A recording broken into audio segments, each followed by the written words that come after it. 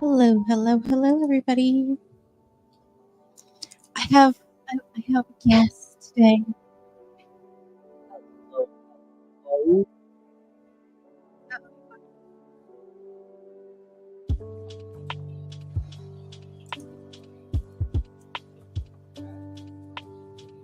It's just Here we vibing to go. the intro music. Hello, thing. We started later.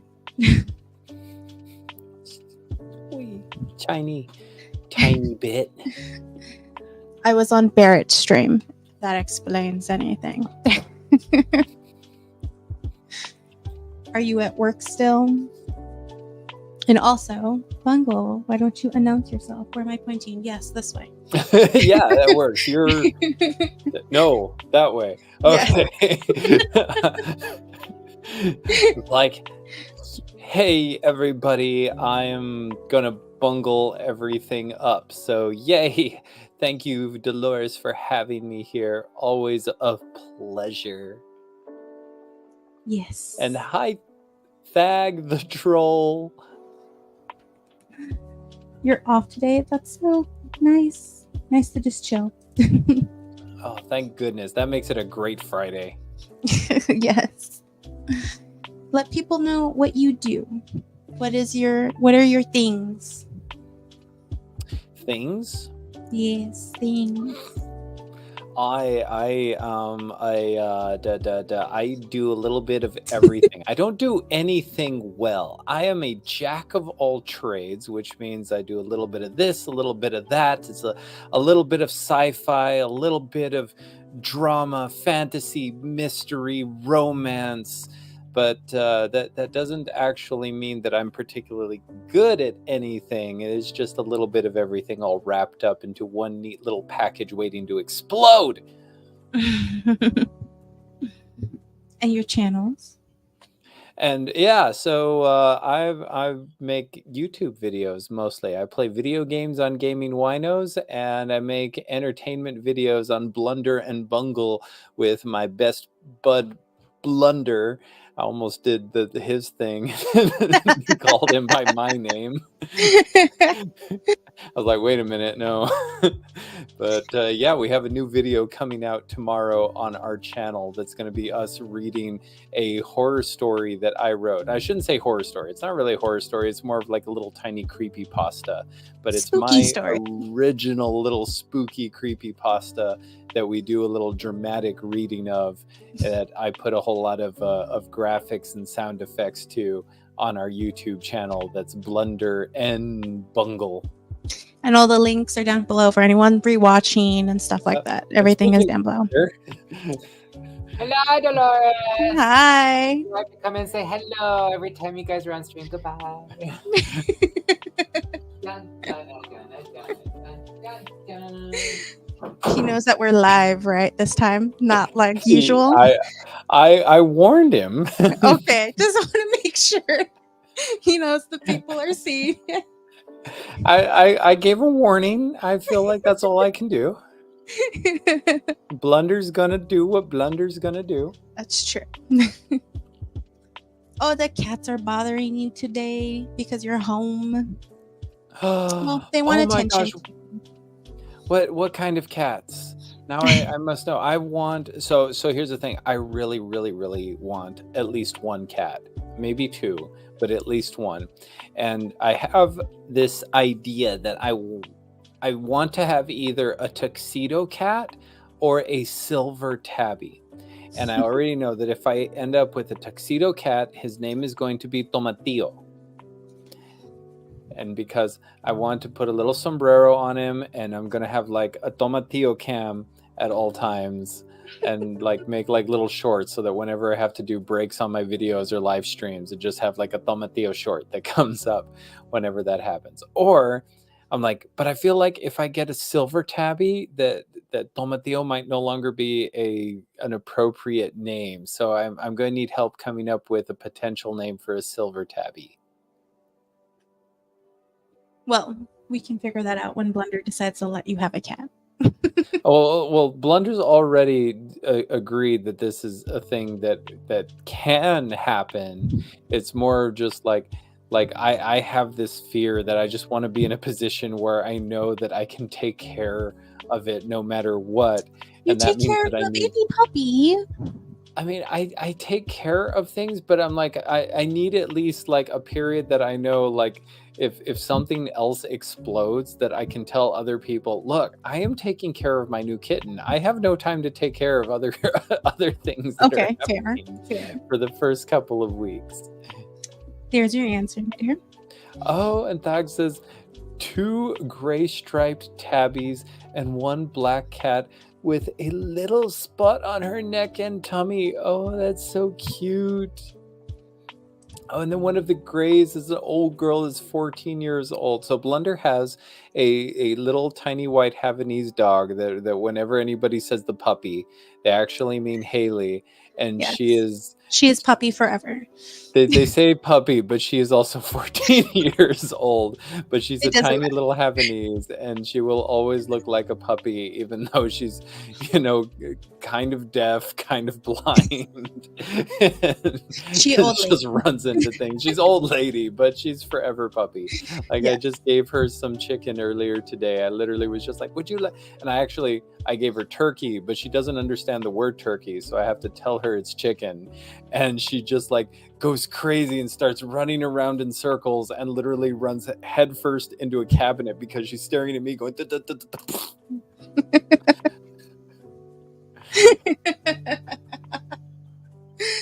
Ugh. But Haley's cute. She is. What's also really hilarious is there was like 2 years ago, I made an announcement video where I recorded her to sort of like that, that our channel was going to be doing a live stream, and I did the noises for her. I like dubbed in sort of like these noises that was just like, and that was just sort of like for a funny effect. But what's weird is that she actually makes those noises now. Of course. I have no idea how that happened. It's just all of a sudden now she'll walk around, look at me, and go, "Huh," and I'm like, what?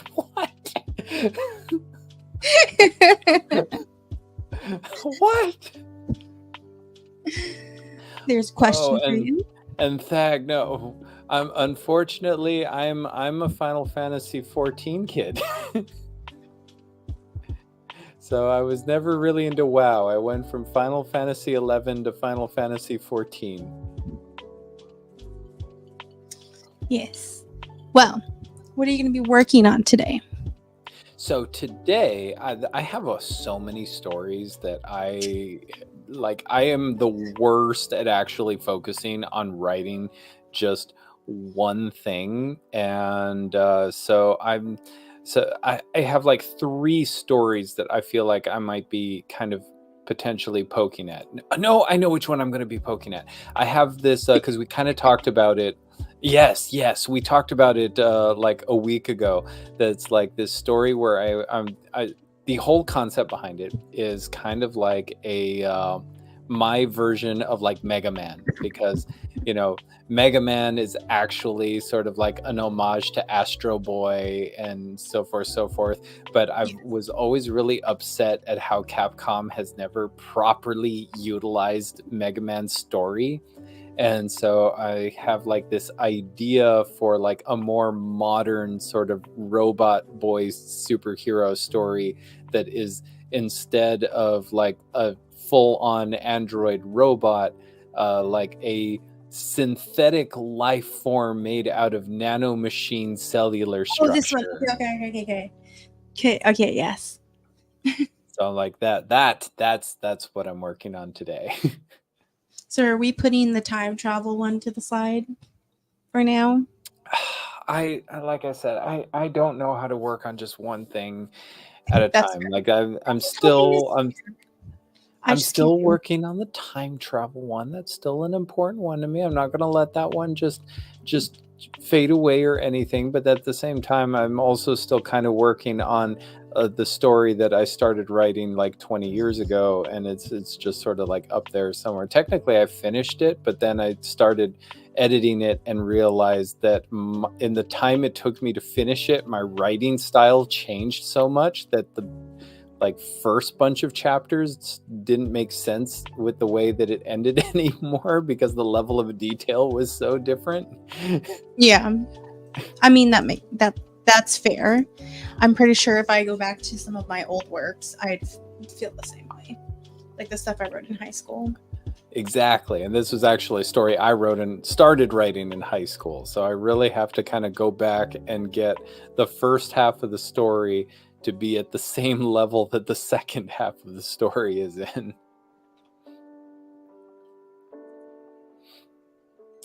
And so Thag says, I wouldn't get the names for the younger cats, Garona and Khadgar. So yeah, unfortunately I don't, but the good news is that Blunder's brother is a big WoW player, so I can throw those names over at Kage and he'll be able to fill me in on all the references there for that. So I have sources I to didn't know still. Kage played WoW. Oh my gosh, when He's Kage so in and I love with were Final Fantasy. well, yeah, he's doing the Pixel remasters right now, but Kage and I were roommates for a while, and a Yeah. little bit of trivia is that the whole reason that we stopped being roommates was that I had to evict him because he was playing WoW instead of working. Sorry, Kage. I mean, that's fair. It's important. You know, gotta pay rent. Or do something that's earning the money to pay rent. Yes, for sure. But we're still good friends. It's like that didn't destroy our friendship or anything. That's true. If you go to Bungle's, the Bungle and Blunder channel, Kage is there. They're doing a drink because they do drinks and recipes sometimes. Oh yeah.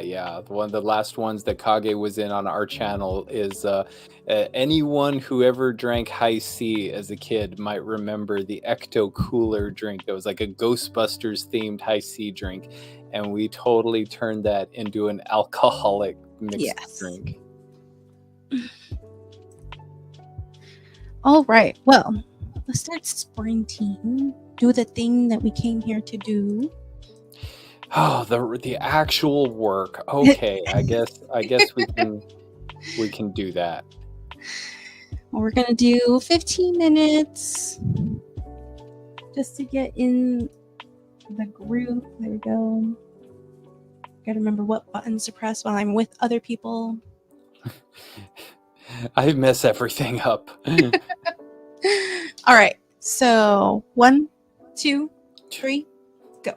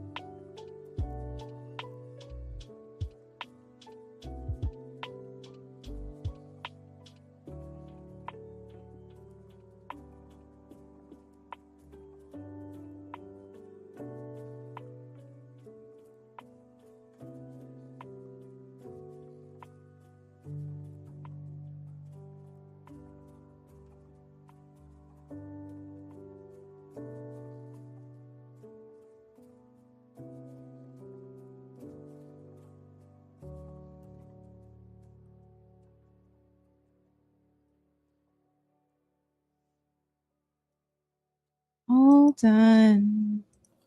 Gosh, I was already 15 minutes. What? That was 15 minutes. It goes fast. It goes fast in this situation, but in other ways, like, no, it doesn't. And hey, Hazelnut. Yes, hi, Hazelnut. I hope the rest of the readings at Barrett's were good. I had to peace out after I did mine.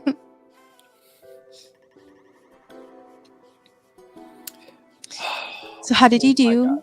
So I trying to get caught up on where I last left the story. Mm-hmm. And one of the issues when you work on, like, you know, so many different stories and Yeah. all right, this is awfully embarrassing, but on this one, normally I'm really good with notes. I have like big outlines and things of like where's the story going and stuff. And one of the things I really regret on this story that I didn't do was leave my character's name meanings, because I know every character in this story has a name that was given to them for a specific reason, but I've kind of forgotten what those are now. Oh no. That's not good. So I'm like, oh, this character has a really cool name. Why do they have that name? I have no idea. I know it's for there is a reason why they're named that, but what Now that you're is, gonna look it up. yeah, and what's awful is that I made a lot of characters' names play on words. Like in this story specifically, a lot of there's the main people from the main powerful country all have names that are actually play on words for Norwegian gods. Oh, okay. Okay.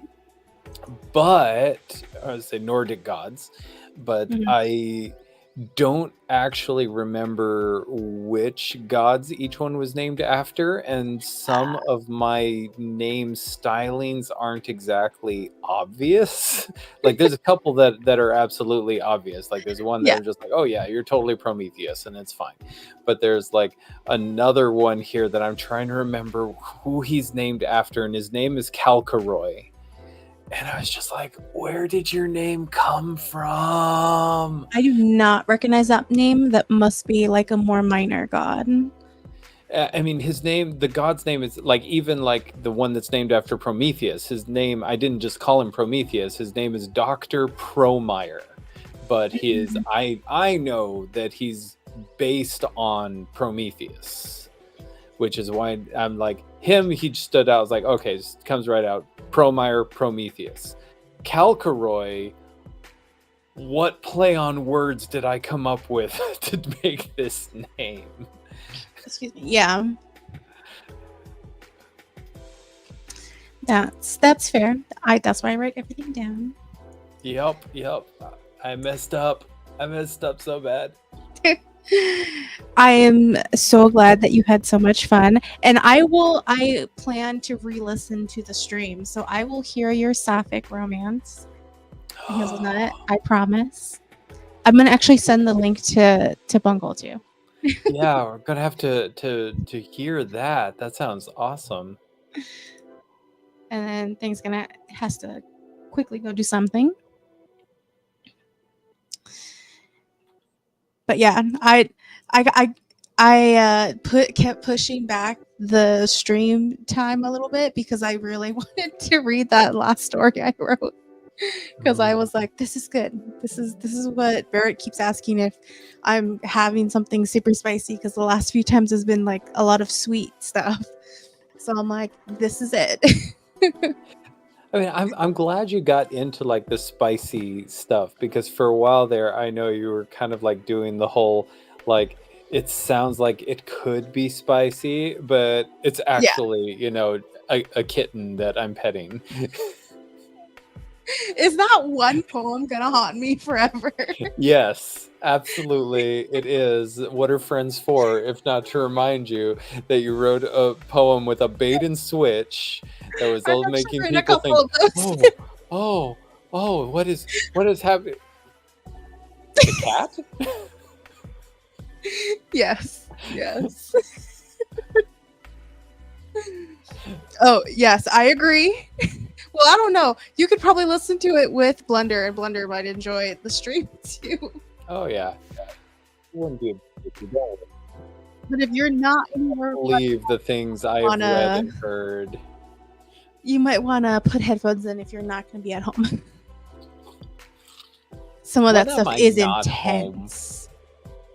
I mean, like, seriously, with Andy. It's true, but even that, like most of the time, I have I was like, if I'm not actually listening to something at home, it's because I'm like in the car driving around. But then again, maybe then I should also like have like a car headphone so I don't have it blasting out of like the windows down. This is not something you should have blasting where public people could listen. I pull up to a red light. There's like like an old lady in a Cadillac or Buick right next to me with her window down also, and all of a sudden it's like my tongue went up the skin from the end. I'd be like looking over, making awkward eye contact, going, hi. Yeah, some of this stuff is intense. Some of, especially today's, because they were all Valentine's themed. Everyone brought their game. For sure. Valentine's Day is coming up. That is right. Though the Christmas stream also was nice. I did not get to participate in that one, but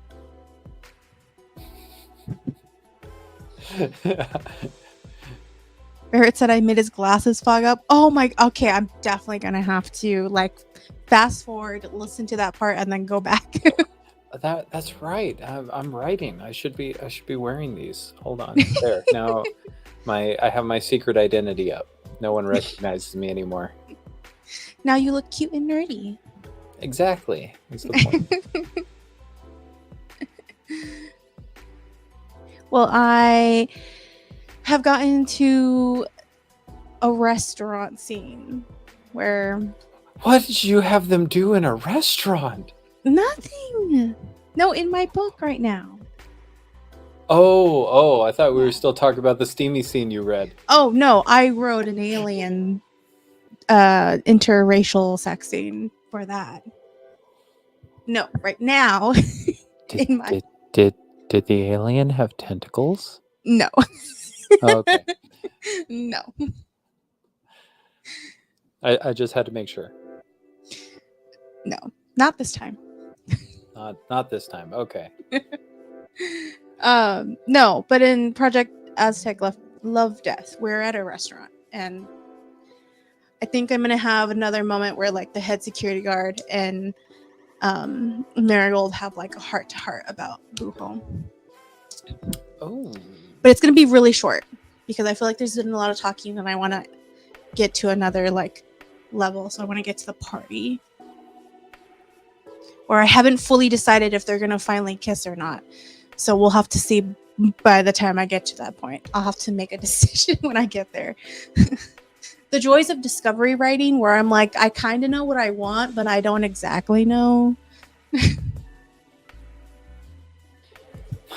I mean, I get it. That's always a really hard decision because it's like from there also it's like, all right, is it going to be like one of the best stories I ever read? I'll say this, as far as like sort of like pseudo adventure romance, dragged out the tease of the romance for so long. I don't like It that. was like it was so good, but I hated it so Yeah. much at the same time. It was like every chapter I was like, is this gonna be it? Is this gonna be it? Are they finally gonna like confess their feelings and do something? Nope. All right, next chapter. Is this gonna be it? We've got the tension is so thick. Are they finally gonna do? No, they're Yeah. That's why I kind of stopped reading YA, because a lot of YA romances are like that, where and I get that they're teens, but even the ones that are obviously written for us, because a lot of at the time 20-year-olds were still reading YA, and people were kind of writing older YA to like sort of write to the adult market when they shouldn't have. But either way, that's a different conversation. Part of the reason I stopped reading is I was really tired of the like extreme drag out angst where it was like unnecessary, and the like love story was taking over the whole season, and like legit nothing was happening or no one was fucking talking to each other. I'm like, okay, I can accept happily for now in a series. But if by book 2 there is not a happily ever after, even if like the main plot, needs like a third book, they save the world. If there is not a confirmation of them in a relationship, whatever heat level it is, by set book 2, this is bullshit romance. I'm like, I can't handle it anymore. You have dragged it out too much. No, I forfeit everything. I hate it. No, they need to be a couple saving the fucking world by book 3, and they had to have made it official in book 2. Oh my gosh, yeah, that's way too long. Like even the story that I'm talking about, yeah, by book 1 there were at least a thing, but it just still like went, and it was one of those stories, like at least the one that I remember, and it was called "The Universe Will Die Without You," and it was so like sweet. Like the whole concept is like there was this one character who was like the chosen one who is supposed to like save the universe, but the story was a first person from the perspective of this other character that sort of accidentally saved the life of the chosen one and then just sort of became a party member. Yeah. And so, but then it started off with like the main character like really not even liking this chosen one character, that he's like, you're kind of full of yourself and immature and all sorts of stuff. Oh gosh. And then yeah, it like went from there to the point where like at the end of it, like I remember the scene that like just finally did it in for me, that he was like so upset that he was like saw all the potential, and he's like understood why this character was the chosen one, why they were going to be the one to save everyone. And in his mind he was like, I love him, but there's nothing like I can't ever be with him. And he was talking this out with another character and she's like, oh well, why not? And he's like, don't you understand? The universe will die without him.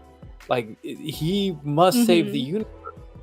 And she was like, slapped him across the face and was just like, you're an idiot. Don't you understand? He would die without you. Oh gosh. Yes. I was just like, I love that best friend moment where it's like, shut the fuck up. This is what the reality is. Now go do the thing. It's like that moment of realization that it's like, yes, he's the one that has to save the universe, but if he can't do it without you, then you are just as important as the chosen one.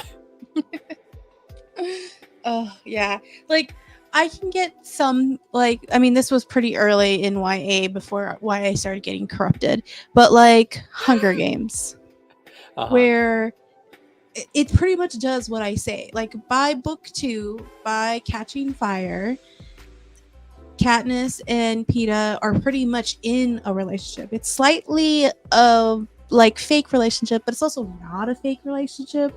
But there is something established there that makes everything in book 3 make sense. And how she falls apart. And even though she thinks that she needs to decide between Peeta and Gale, she really doesn't. Like, she's already made her decision. It's just she made dramatic. the decision in book 1. Like, let's be real. There was never really a decision to be made. There were, I guess there was like. I think the tour solidified her decision more than the end of the games, because they were able to bond over their trauma.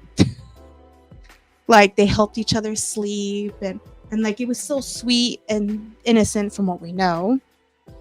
But I think that is really what cemented their relationship, because even Finnick says when Peeta gets electrocuted and almost dies, he's like, oh, I thought it was a lie, but I saw your reaction and I realized, yeah, no, you're not lying. You actually love the boy.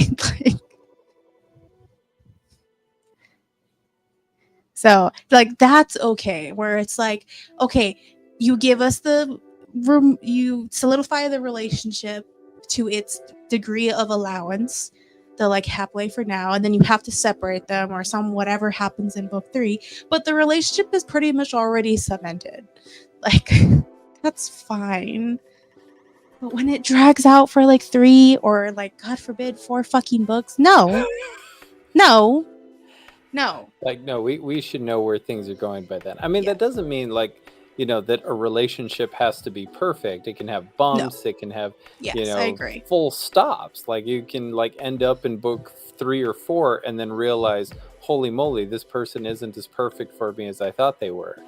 Like, that would at least be the kind of, relationship drama that's going someplace, and not a back and forth of will they, won't they, will they, won't they, will they, won't they. Yeah, I mean, if you want to have a whole like 3-book or 4-book arc of like romancing the beats, by book 2 should be the second arc of romancing the beats, which means they are a couple.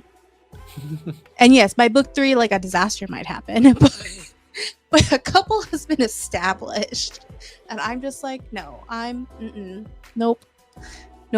But that's mostly why I don't read too much YA, or at least like super romantic YA, because I'm like, I cannot handle this. I'm like, and it's not even just because they're teenagers. I'm just, this is too over the top. This is too dramatic, even for teenage them. I feel like, and I just can't do it. No. That's just one of those things that I feel like when so many people try to overly, what's the word, idealize like what a young romance is. I feel like there's so many people that the moment that they become an adult and try writing a young romance, forget everything of what it's like to be young. I'm like, hello, do you recall how impulsive and impatient you were when you were that age? There is absolutely no way that we're going to drag this out for like 3 years with like the hinting maybe, yes, no, yes, no. I just did that because freaking YouTube chat, for whatever reason, thought that message needed to be moderated, and I can't get rid of it. So I put it up on screen. I was wondering what happened. Yeah, I don't know why it said that, but whatever. I couldn't fix it because StreamYard chat did not say anything about that. AI is very weird, but I feel like we also didn't actually acknowledge Hazelnut when they said that that their story did have food involved, but it wasn't in public. And I feel like that is such a very specific kind of like what kind of scene are we talking well, about? the last prompt was some I closed that down already. It was something like along the lines of like there's roses, rose petals and candles, and your partner surprises you, or no, there's like a thing happening, and in the end your partner surprises you and it makes it better, or something like that. Like that was like the prompt. I'm butchering the prompt. I would have to relook it up, but to surprise my partner at the front door, and now I'm being sued by UPS.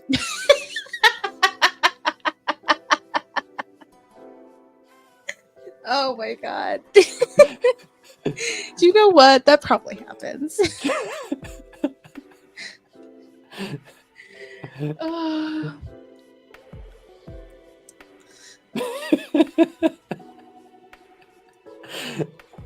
Oh dear. But it's one of those things where like Barrett even said it earlier in the stream too. What he likes about doing the like prompted days is that him and Laura can give us a prompt, and then we all write to it for whatever amount of time, and every story is completely different, and it's like the proof of like no story, like a story has been told, but how you're going to tell it is what makes it special. And I feel like these prompted streams are like that perfect example. Everyone has the same prompt but comes up vastly different things. I was this close to saying no story left behind. Yeah, that's like, that does sound like really cool. Like get everybody involved and just like write a really quick 2-3 minute story just from a prompt. Or no, we got like I think the shortest I've ever seen them do that I haven't participated in, that I've just rewatched to hear the stories, I think was like 20 minutes. And then the longest has been like 45. To write or to read? To write. Because I feel like it would take me 20 minutes to write a 2-minute story.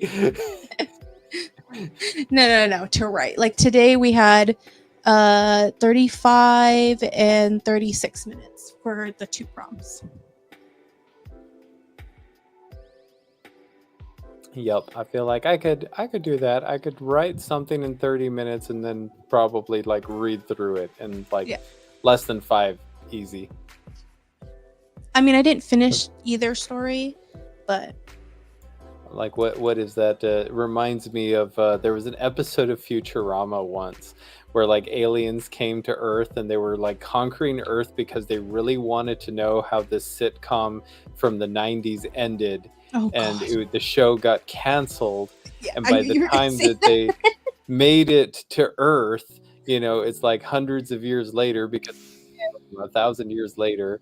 And so the aliens are demanding to see the end of the show or they will destroy the Earth. So Fry decides to like write the conclusion of the show on his own, and they act it out for like a whole 3 minutes. And then everybody looks at him, they're like, what happens next? And he's like, that should be the end. It took me 30 minutes to write it. I thought it would be 30 minutes to go through it.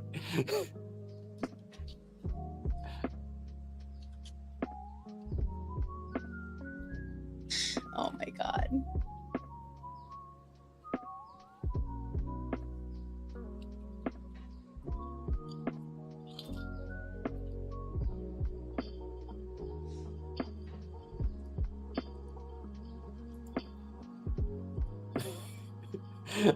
I'm glad we have some Futurama fans, flans Yep. in the audience. All right. Let's All do right, is it time for another the next sprint? Yes, we're gonna do a 20-minute. We're gonna have cute anime boy on screen. Oh, 20 minutes and 1 second. It's that 1 second that scares me. The 1 second is for me to like move tabs. That's what the 1 second's for. I was like, I actually have to go refill my drink during that second. So let's go. Let's see if I can do this. Nothing like typing LOL in your fantasy whip when you want to say. I have totally done that. And then also been afraid that I texted somebody when I meant to like comment in someone's chat and been like, wait, what did I Oh, what? Nope, I'm fine. no, I'm fine. Real quick, here's the worst part, because I do video editing and I was trying to reply to someone's chat just earlier today because somebody said something. I literally just went to my keyboard, started typing a whole bunch of buttons, and then realized I still had Premiere in focus. And if you don't realize how many shortcuts Premiere has, it's Oh, like I gosh. sent like 30 freaking commands into Premiere before I realized that it was on the wrong window. Oh my gosh. That's not good. Anyway, let's do this. All right, hold on. Let me get to. Okay. Oh nope, I already had that up. I don't know why. All right. 20 minutes. 20 minutes 2 and 1 second. 1 second. 1, 2, 3, go. Go.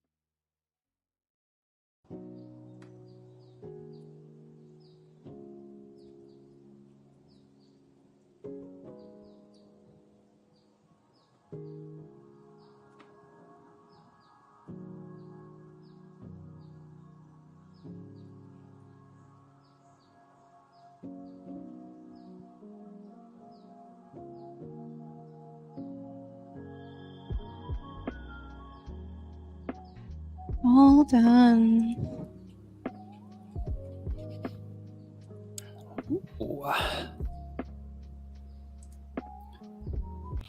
Well,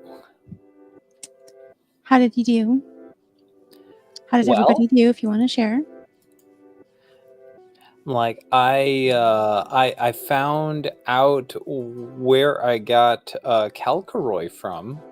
Oh, there we go. Accomplishment.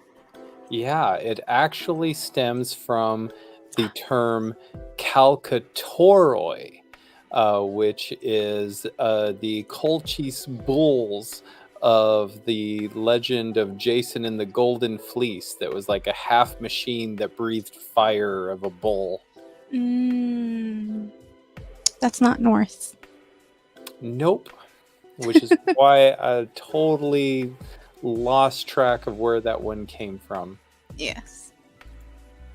Speaking of not Norse, which is the messenger god of Greek mythology? Hermes.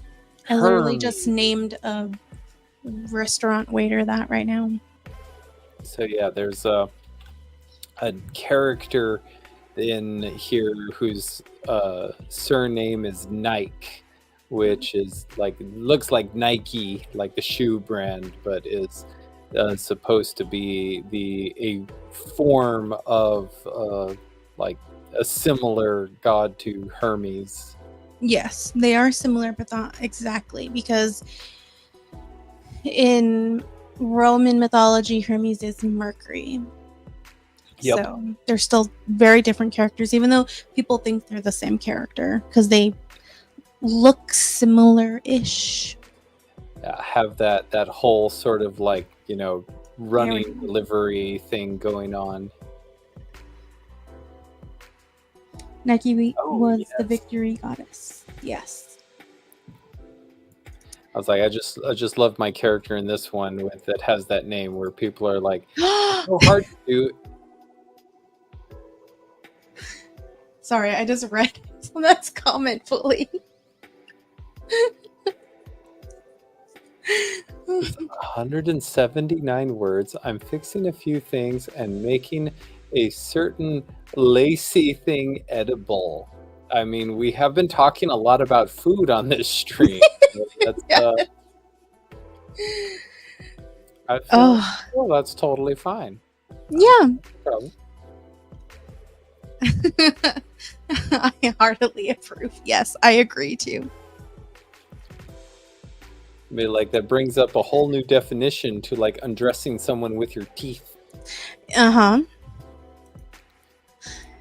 Well, I continued my conversation with the head security guard and my main female character, and then I had to stop and look through the symbols of Microsoft because I was trying to find the Enya.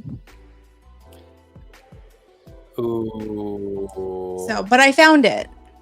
But it took a little while for me to search for it. I know. I have a much easier time just doing a search on Google for like a word that I know should have it and then copy pasting it rather than dealing with Microsoft symbol search. Yeah, but for something that is probably going to pop up a little bit often, I'm like, I rather it be under the symbols and then I can just click it. Yeah, but like if I know that I've got something like that's one of the things that I'm like, to me it's easier to have like another document open where I can copy paste it faster when needed than look it up in the symbol thing still. Like I like it on my phone because I can just hold the end down and eventually then it pops up. Like, yeah. Do you want like one of these? Yes. And it's so much harder on Windows, and I feel like there should be a way to just like right click it and add accents by now. Well, it says that there's a shortcut because for Buho's name there's an accent on the U, and it said that there's a shortcut, and I tried the shortcut and it didn't work, so I was like, liar. And I didn't check, but I'm sure it will also say that there's a shortcut for the Enya, but whatever. Because this is the first time that the head security guard is calling her Doña because he calls Mujo Don, so he's calling her Doña in this. This is boss. Oh my god. Let's see here. So according to this, if I do Control Shift that. Oh my gosh! Wait, how do I get it to be lowercase now? Hold. So if I do, so it does work that if I do Control Shift tilde N, I get a capital N with an N. But what if I want it to be lowercase? So if I just do Control tilde, no, that doesn't work. Shift tilde, no. I think it's, let's see. So, right, my thing says the shortcut is Alt plus 0241. I mean, that's not a shortcut. That's the hex code. Yeah. Hex codes are not, and I shouldn't say hex. That's what's The that character term? code. I know the term for that because that's like UTF-8 code in order to actually get. Well, it says the character code is 00F1, which is a total different thing. ASCII, thank you. I was like, yeah, because if you know your ASCII codes, you can get all sorts of stuff like trademarks and copyrights and blah, blah, blah. Like, I was like, I used to have like a bunch of those symbols memorized, where I could just be like, especially when I was playing MMOs a lot, where I would just like come up with a phrase. Like one of the things that I would do a lot is when something bad happened in all caps, I would say, bugger monkey, trademark.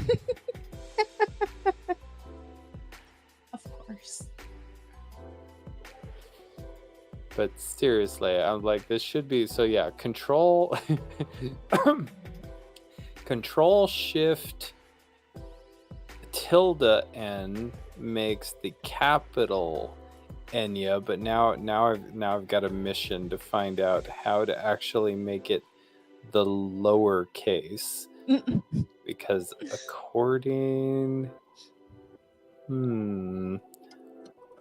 I'm like, I could just like, it would be so easy to just copy paste that. Yeah. I used to have a page that I printed out that had all the codes for things when I was in high school and taking Spanish class, but I threw that away a long time ago. It was literally like taped to the wall next to my computer. But Thing says, I'm still working on that explicitory chapter.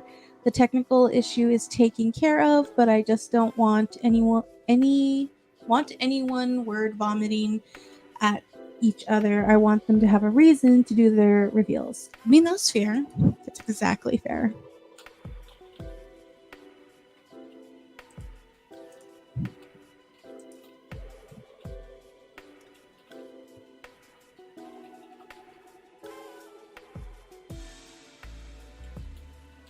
I'm setting up the next timer.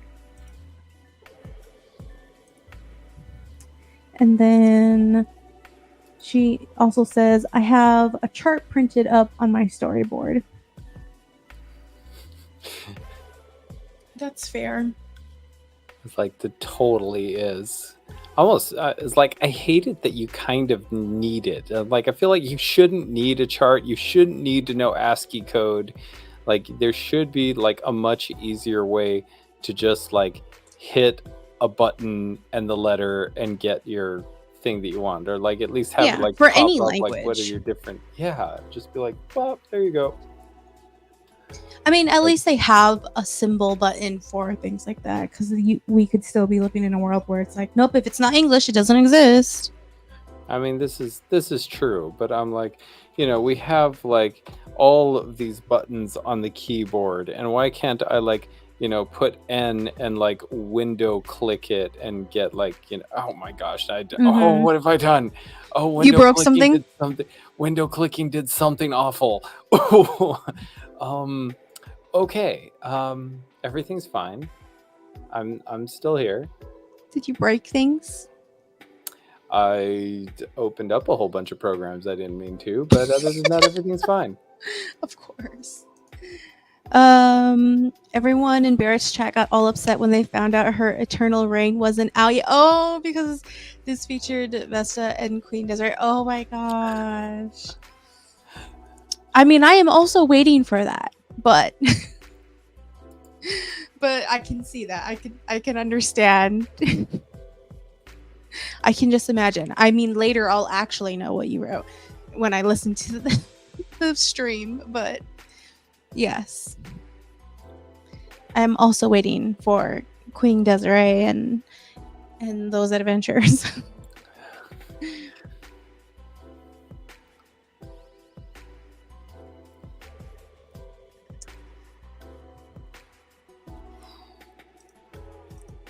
Let's see. I've also not had to worry about accents and stuff before because I'm like, I've not said so many things so specifically, and then this is the first time I'm writing in a story that has so many Spanish references that I'm like, for some things I'll probably come fix later that I'm sure I've messed up, but other things where I'm like, nope, I want to write it like that right now. Yeah, I'm like, I get that, because there's like so many things that I feel like if I don't do it like when I write it, there's a good chance that I'll miss it even later on. Either that or that I need to like highlight it with like a special, and like, you know, like at least in Google Docs, you can totally put a note on there and just be like, fix this later. Let's see. I'm fixing the outline so the mystery and the romance are a bit more balanced. Oh, that's nice. I'm excited. I know so much vagueness of the story only from your videos and the things you've said in chat, but I like it. I like your concept.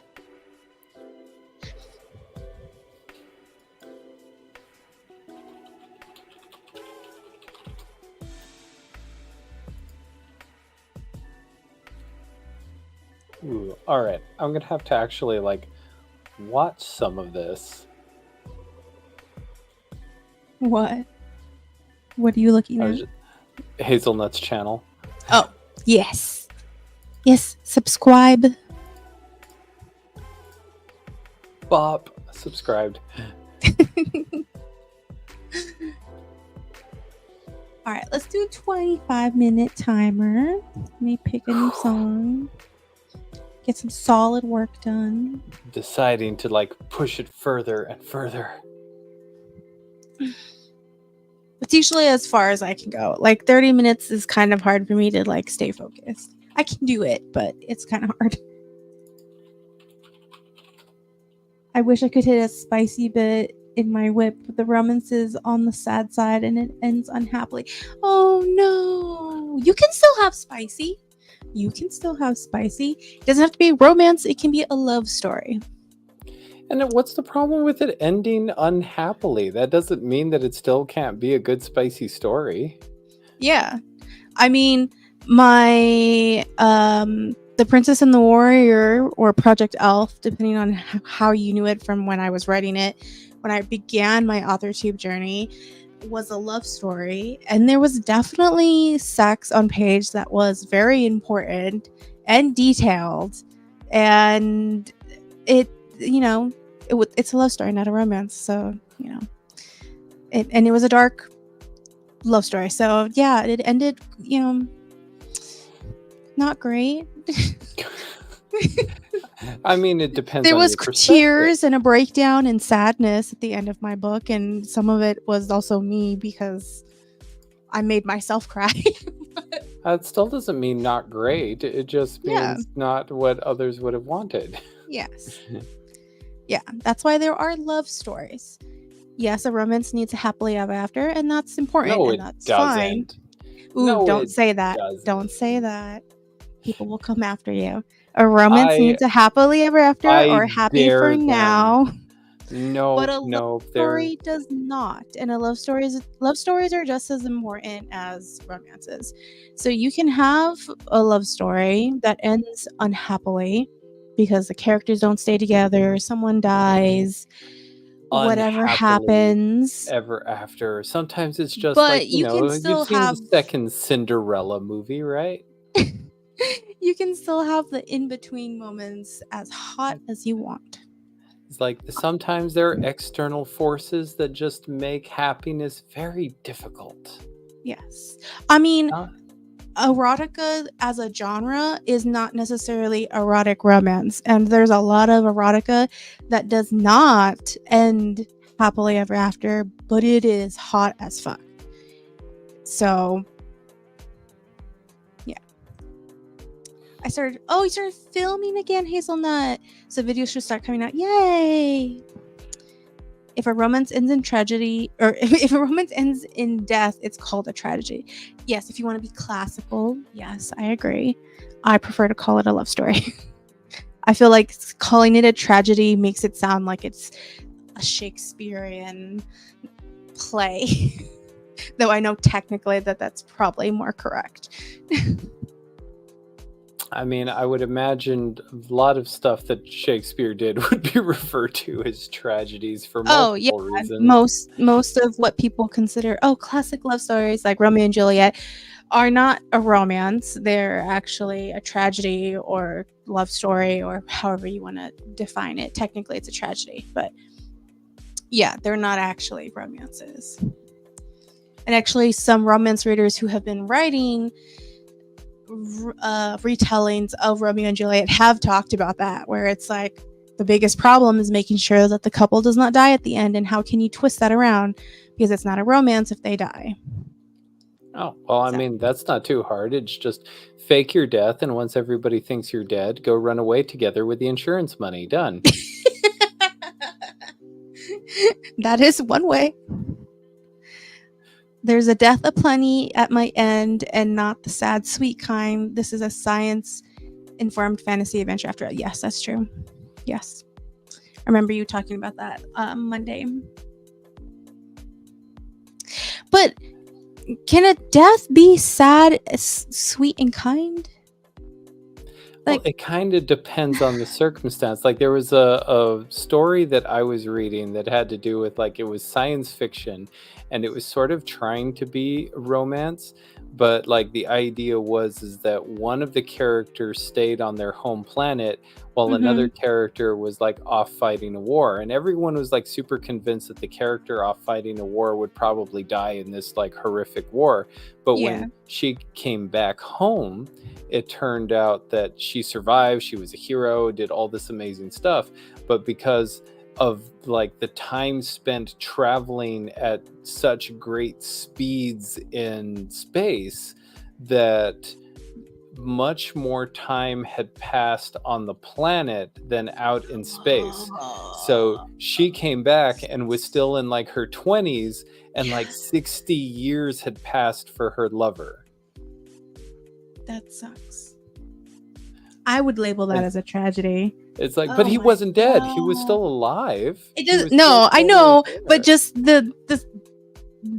that line of like, I'm gonna wait for you, but one person has to actually wait, and the other one's not actually waiting all that much. Like, it's like for one of them it was 3 years, and for the other one it was 60 years, and it was like he was still alive, but he was like, you know, basically on a respirator, but he was like, oh, you're home.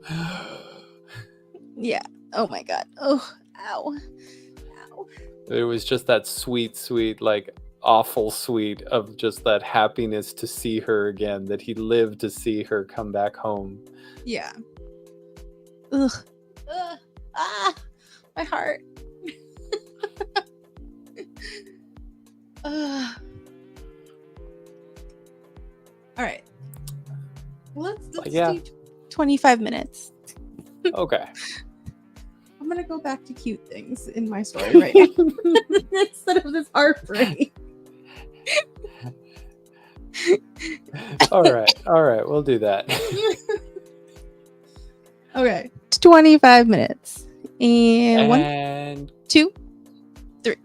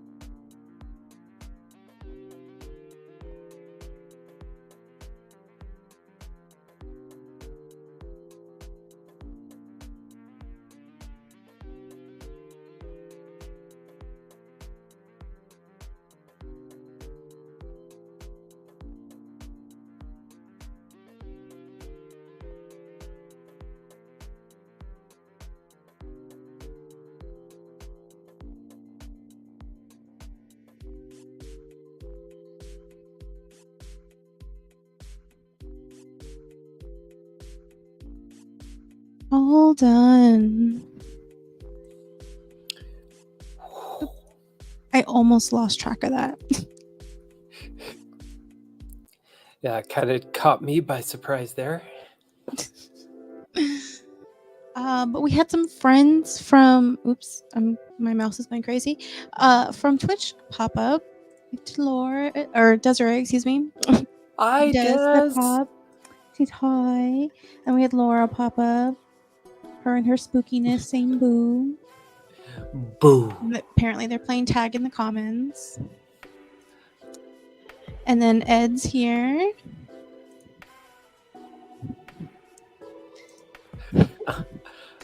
Apparently they're just playing games over on Twitch there in the comments. So that's where the fun is today. I see how it is. But how did everyone do? How did you do, Bungle? Oh my gosh. So yeah, I kind of got caught up to where I was last time, and I still have a couple of names that I don't really remember what they mean, but that's not important. So I'll figure out a little bit over time, and still just added a couple hundred more words. So that's at least progress in the right direction. Yes, that's good. It's like I'm trying to kind of figure out whether I want my one character to actually be like a good guy or a bomb. Did you decide yet, or still contemplating?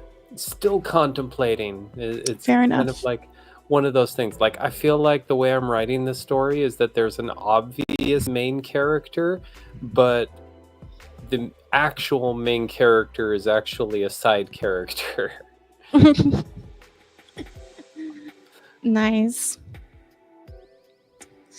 Let's see. Hazelnut finished the new chapter 3, then started chapter 4. Awesome. Very cool. I am just about done with this chapter. And then I'm going to switch point of views, and then we're going to start the party. And then I have to make the big relationship decision. So much decision making. So much decision making. To kiss or not to kiss? That is the question. Just do it. Just get it over with. You know what? Subvert everybody's expectations. Have them kiss and be like, I didn't feel anything. Yeah, maybe No, that they're didn't really already work out. feeling things. They just are confused about feeling things. No, but then they have to come back later and find out that they did it wrong. How can you kiss wrong? Have you never been kissed wrong? I guess not. You're lucky. Wow. I don't know. I haven't kissed that many people. Well, you're lucky then the ones that you have kissed knew how to kiss right. Yeah, I guess. I don't know. I'm confused now.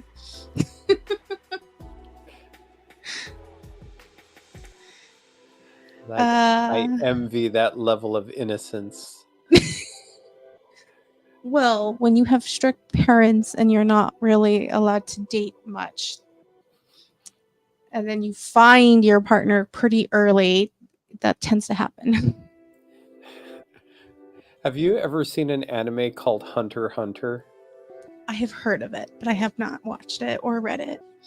So there is a theme song. There's a family of assassins that is pretty prominent in the anime, and anytime one of them is like, doing something pretty epic, they have a very specific family theme song that's like this dark old thom bum thom bum. And so I found it on YouTube and was just like listening to it for a while and decided to like scroll through the comments that people had put on it. My favorite one by far, it reminded me so much of your dad, was, I am going to play this song while I'm meeting my daughter's boyfriend for the first time.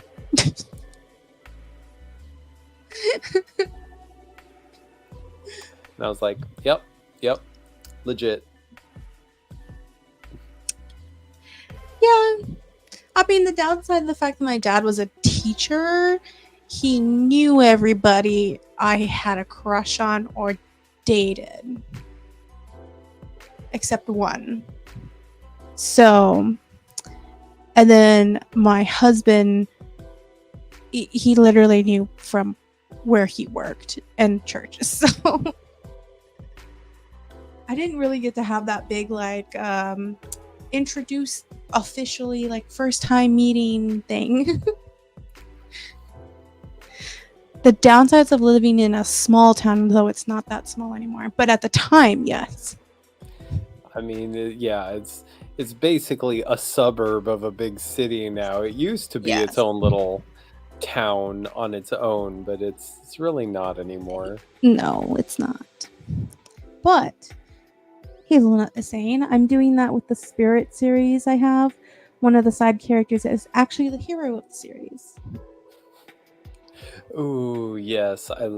I love that, like, sort of like subverting it where you're like, all right, I'm following this character, I'm following this character. Actually, that character is not who you think they are. It's like Final Fantasy VII, where suddenly you find out, oh, Thank Cloud you. is not who you think he is.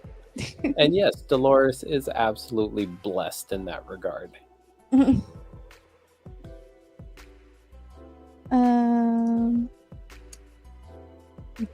Lizard Tongue, I remember him not so fondly. Okay. See, it's totally possible to find somebody who's a bad kisser and kisses wrong, and you just I have guess that so. I like mean, I feel like I guess it's like I've read something like that. just But imagine like somebody trying to kiss you and be like, all right, let's kiss, and they like get closer to you, and you have to deal with them being all like, and then you're just like, oh god, no, keep that. What? This is not. What are you doing?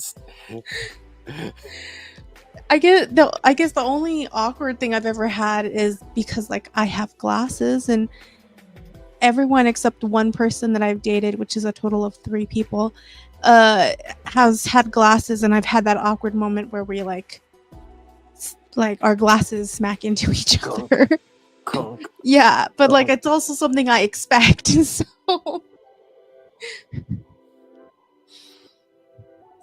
I mean, I've like, accidentally bopped teeth into the other person a few times, and that's always embarrassing, but I suppose that's not actually bad. No, there's a big difference between yeah, I've like never had that little either. embarrassing things and something that's like actually bad. Like I mean more like the kind of kiss where like somebody is just like trying to pulverize your mouth with their tongue, or like burps down your throat, and you're just like, what the hell just happened? Like this. Ew.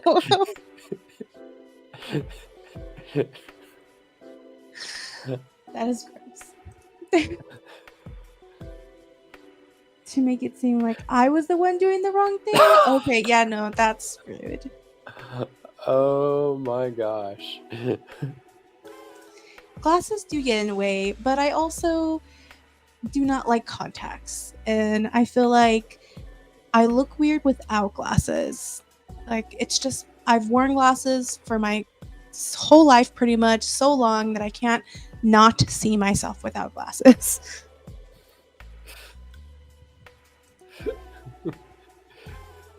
Smoosh. Oh, Hazelnut moved over to Twitch.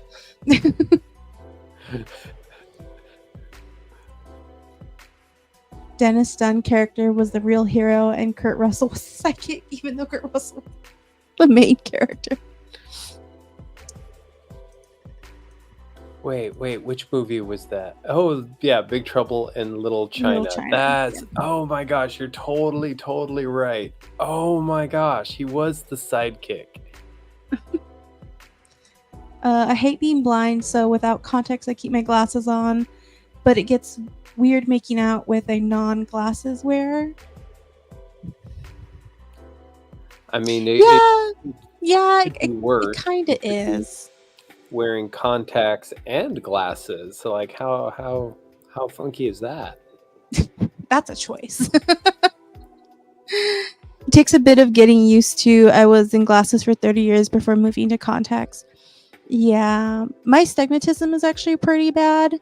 So I mean, I know contacts are much better now than when I contemplated them as like a middle schooler. Um, but I'm just like, no. And I now have other eye problems, and contacts would not be a good idea to mix with that. Like, it's not impossible, just at this point it wouldn't be a good idea to mix some of Yeah, the I eye mean, conditions I now have with contacts and the medication I have to take. the big deal with contacts is just the importance of like the contact hygiene, like just to do so much to make sure that they're clean, that you don't end up with an eye infection. And it's like, if you know, you it's a pain. It really is. And it's expensive having to keep buying all that the contact fluid. The contact fluid Yeah. is not cheap. Oh my gosh, it keeps Yeah. getting more and more expensive. My godmother's constant complaint was about that because she wore contacts for a good while, and then she stopped because it got too expensive, and she was like, I'd rather just wear glasses.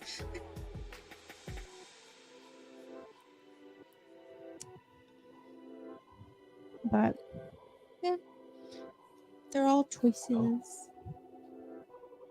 Thag says, I can't wear glasses unless they're wood bamboo because of an allergy. Oh, yeah, that adds an That even makes extra layer. sense. Oh my gosh, I've seen people that have that where it's like I knew someone when I was younger that they had to have a very special nose pad for their glasses, because without that they just got this huge rash all along their nose and cheeks from the where the glasses made contact. I was like, oh my gosh, that's awful. Wow. I do not know my number. They're all shouting out numbers in here. My brain does not keep that information. That's unnecessary information, apparently, from my head. What number are we talking about? Their contact or their like lens number, like how bad they are. It's like, is there a number system I'm not familiar with? I always thought it was like people would say like 2020, but I'm like, what? No, that's like for your eyesight, but there's actually like a number for the thickness of your lens. Oh yeah. You know what? And context people, it would make sense that you would actually know your number. I do not. I'd have to go look it up. I wear contacts and I don't know my number. I just know that my glasses, I have, like, if I'm not wearing contacts, I have to wear like very, very small glasses. And the reason being is that the bigger the lenses are, the thicker the lens gets as it goes out. Mm-hmm. And so I can't actually wear like geek glasses like this with my full prescription because they end up being like that thick. Oh, this is on a whole other level. The half rims.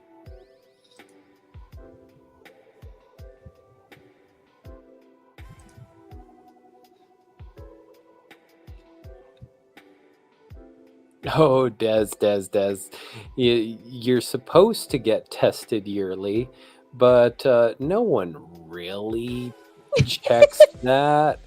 I was like, you don't know how many times that I've taken a prescription from 3 years ago and then just written it in to like 1-800-contacts.com and been like, yes, this is a current prescription. Send me more contacts. There you go. You know the secrets. No, I can understand the thickness because my husband is way more blind than I am. Like, I have other eye issues and problems. He just has regular like sighted problems, because I don't think he actually has stigmatism, but I don't remember. But his lens is so thick. When we bought him a pair of eyeglasses that were sunglasses, we had to pay extra for them to be thinned or treated or for a few things, just so that he could get sunglasses as glasses because his prescription was so thick. Oh, yeah, I can sympathize with that. Like I always say, I have no idea why my parents decided that they needed to make children together, because my mom had astigmatism and my dad was nearsighted. So guess what? I'm a nearsighted person with an astigmatism, and it's just like, why would you do this? I don't remember if I'm near or farsighted. I know I'm one of them, and I've tried to like do all the tests and stuff where like they self-diagnose you, and I'm like, I don't know. I just know that I do have segmentism, Yeah, I'm like, and without now I have my more things. like without my glasses, I can like totally be like, all right, I can read there. I was like, it's so stupid.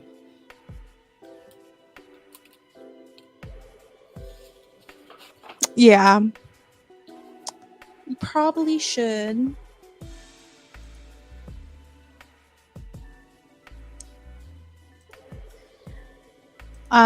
Now that I have more eye issues, I am now seeing the eye doctor so much more often. So it's Yeah, not kind of not annoying. fun. I know. I keep putting off the test. Like they keep telling me that I need to do like that one where they like super dilate your eyes, and then you have to like not go out into the sun for 3 hours and wear a blindfold until your eyes undilate. And I'm just like, that doesn't sound like fun. I'm not going to do that this year or next year or the year after that. Yes, I agree, Hazelnut. That is also one of my reasons I don't want to do it. Yeah, I mean, that's true. You cannot have long fingernails and wear contacts. That is not true. I have seen people do it. I have no idea how. I don't know how they do it, but I have seen people do it. I mean, you're right. It looks terrifying. But yes, I'm like, that should not be a thing. It's just nope. Nope. There you go. In 10 years, unless I get lenses, apparently. Oh no. Yeah, lasers. I mean, no, I agree. So I have an uncle that got LASIK surgery, and the way he described it, like, my uncle's a weird person, so he said it was like this really, really cool procedure, but he described it in my head. It sounded like the most horrifying thing imaginable, where he says that because they can't actually put you under for the LASIK surgery, because if you are unconscious, you go into a REM cycle, and the last thing that you want when they're trying to do surgery on your eyes is for your eyes to go into REM. That makes sense. So you do have to actually be somewhat conscious for this surgery. So he says you're basically strapped to a table, like your head is like just being held perfectly still in place, and you've been given a drug that you're awake, conscious, and are watching what's happening, and this tiny little circular saw is just coming down towards your face and literally starts drilling into your eye to remove like the cornea of your eye in order for the laser to actually do its thing. And I was just like, that sounds horrifying. That is literally a horror story right there. And I was like, why? And he was like, oh my gosh, no, but you have like, they've drugged you up to the degree that you don't even care. And I'm just like, what? No.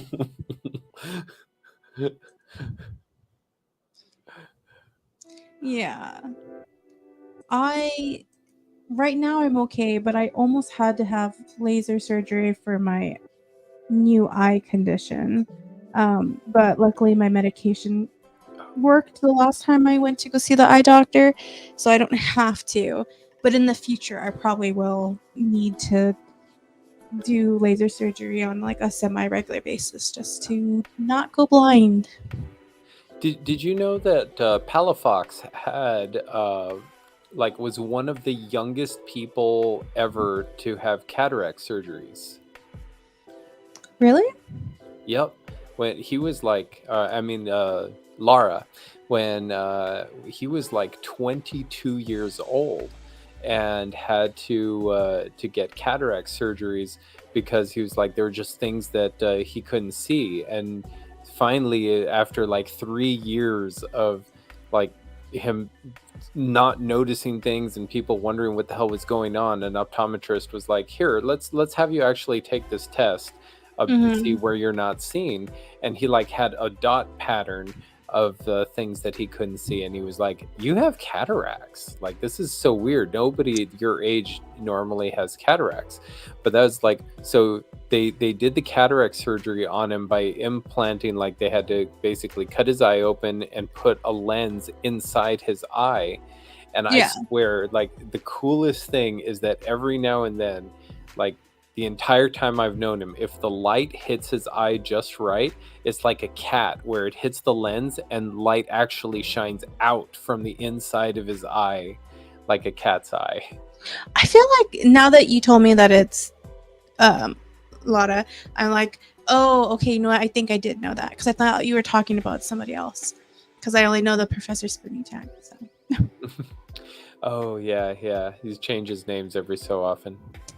Yeah. But yeah, no, I have to take a similar test every year to see if I'm losing peripheral vision. So Oh, I know what you mean. My aunt's been dealing with a lot of similar, health issues that if they're not kept under control, then things like eyes and other stuff starts failing. And so it's not fun. It's absolutely not fun. And I'm so sorry. Yeah. What's hilarious is my primary care had made me finally go to the eye doctor because of the diabetes. And she's like, I just want you to check. We're just going to have a diabetic eye checkup. I'm like, okay, fine.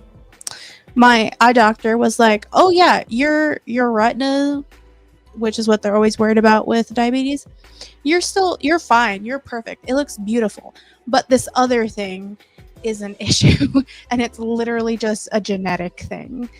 So it's just another proof that I just continue to pull the like short straw on the genetics. So it's not list. even, oh my gosh. So Yeah, it's it's not even my totally diabetes. different. No. Yeah. Yeah, that's the worst. Like, dude, can I like, yeah, there's I have a friend out there that I've been taking care of, an old mentor from Mhm. when I actually worked. and When you it work for just other people, you still work. You just work for I yourself. thank you.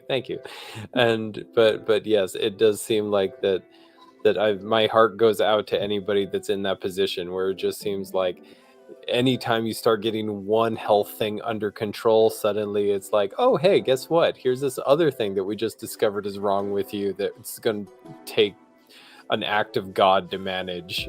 Joy. Yep. All right, well, let's do a 20-minute sprint. Sounds like a We have plan. rambled a beautiful amount. Let's do. Did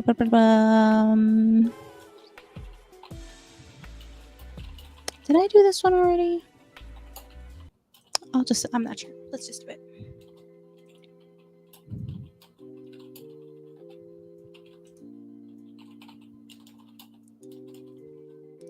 All right. Oh, and Bungle, I asked you something in the private chat for And when I'm we. Are you literally answering? responding to Okay, cool. I'll look at it once we go mute.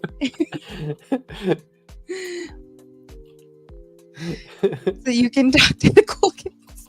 Okay, everybody can abandon YouTube and go to Twitch. That's fine. No, I guess I have to open up Twitch too. Jeesh. You guys left me there. It's because most people aren't on Twitch when I'm streaming, even though I dual stream. Everyone's usually on YouTube. Okay, 20 minutes. Let's go. 20 minutes. 1, 2, 3, and go.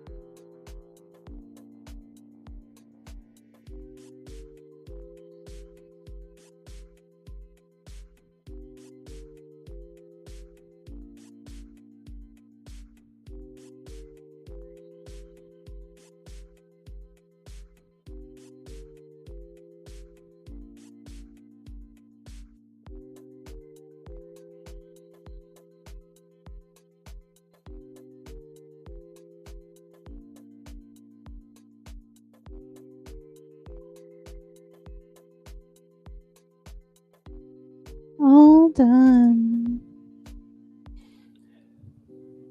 And there we go. It is now midnight. My computer says it's a minute.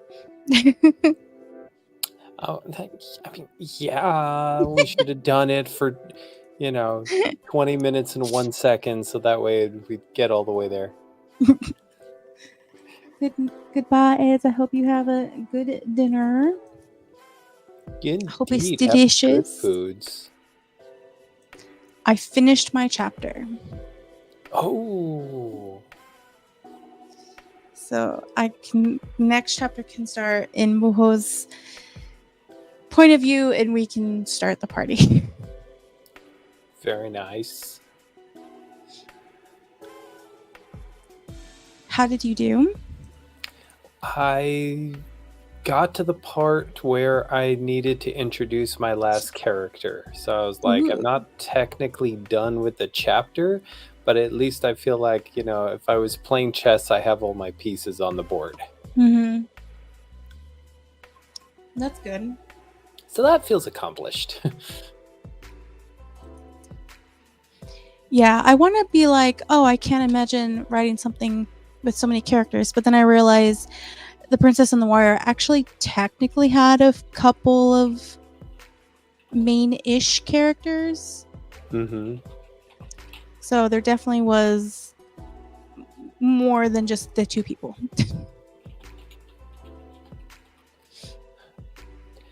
So I actually have a kind of like a little trick for writing like stories with a lot of characters in them. And that's one of the things is I try to give each of my characters distinct vocal traits. And what I mean by that is like certain ways of talking that you can tell which character is talking without having to explicitly always say he said, she said, he said, she said.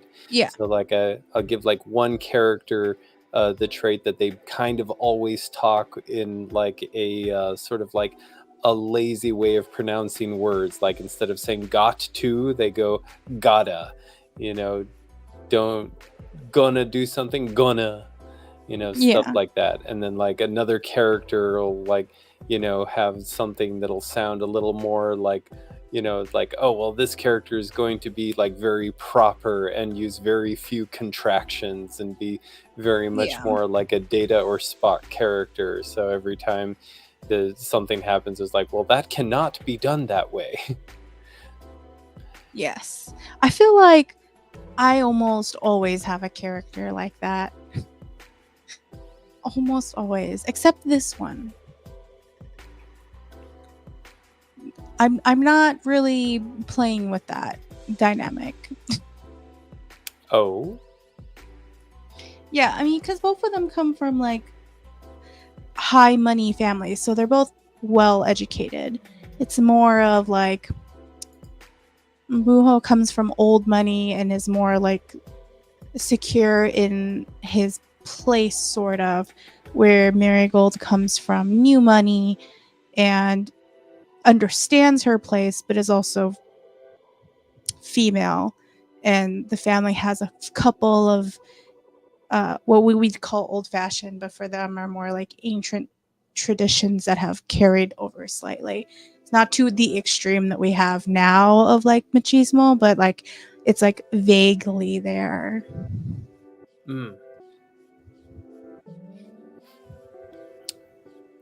Okay, so that explains a little bit of that. There's not really then in the way you've set up your character someone that really needs to have that, because that's the one thing I will say. If you have a character that doesn't use contractions, one of the things is it really kind of makes them feel a bit cold very quickly. So like if Sebastian you want in Hunger's Desire. Exactly. It's like I mean, maybe that's a different kind of cold, but yeah. hint, hint.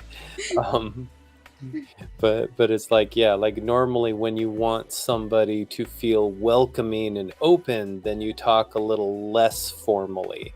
But and when you have somebody that is constantly very formal, no contractions, it can kind of give the impression that they're a bit standoffish and stuff like that. So it's like, Yes. depending on what character traits you're going for. I was like, it can still be adorable as heck, but I was like, when you're trying to like kind of get a certain mood in place, I Mhm. totally get why it makes sense to give certain vocal traits over others. It's sort of Yeah, like when I I have agree. a character that's supposed to be very innocent, that it's like, this one is somebody that doesn't understand a lot of the things going on around them, and so I like end up making them talk like they're from like a 1950s sitcom where they're constantly saying things like, "Oh golly gee."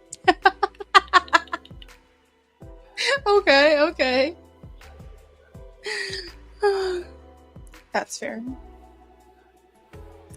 Well, Hazelnut is still working on chapter 4, outlining it. Vesta just told off Desi's advisor about her dress. Apparently, he found the dress distracting, and Vesta was given permission to basically tell him that's a you issue. Yes, Vesta, go.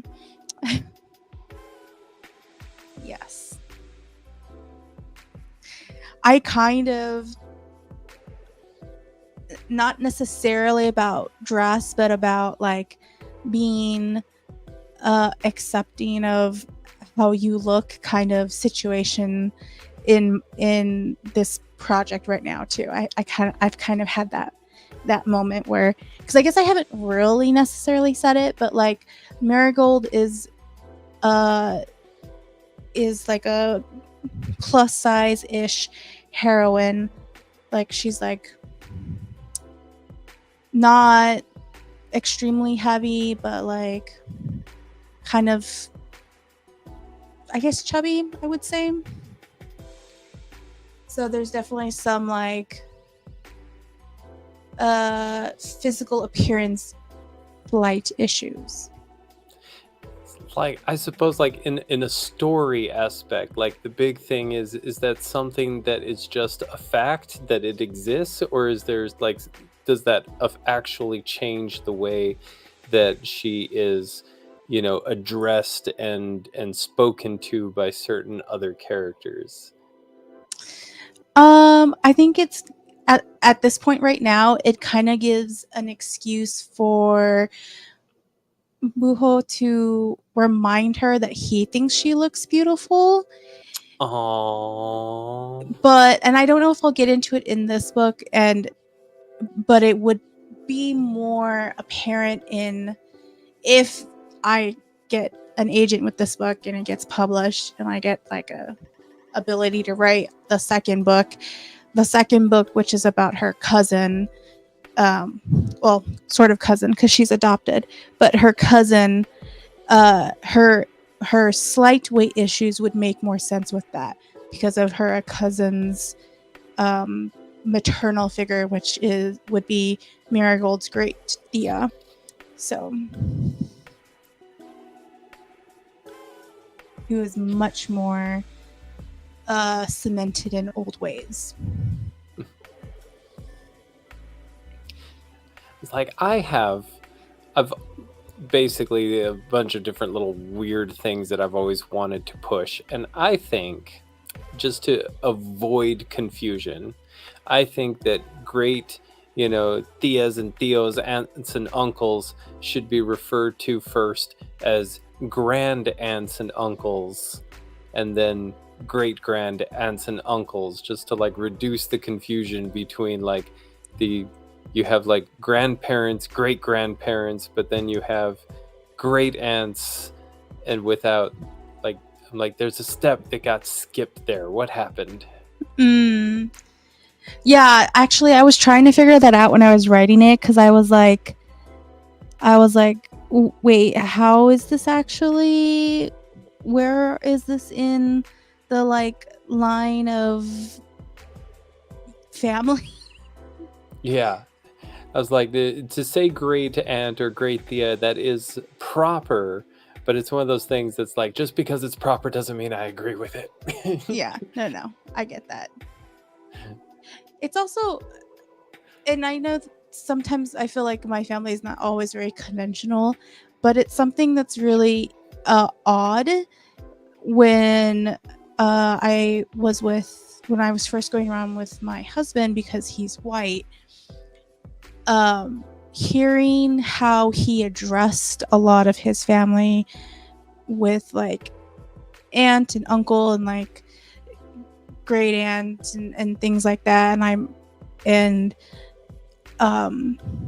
cousins, or how he viewed like certain people, like how their family structure was, and I was like, oh well, for me they're just a tia. Or like, because I'm one of the older cousins, some of my younger cousins that are very small see me as a tia, because even though I'm technically a cousin, I'm so much older than them, and like it was weird. Oh, I totally get that. Like I have in my family kind of like a similar case where my dad's older sister had her oldest daughter was basically having her first kid. Like her oldest daughter is actually only like 3 years younger than I am. Mm-hmm.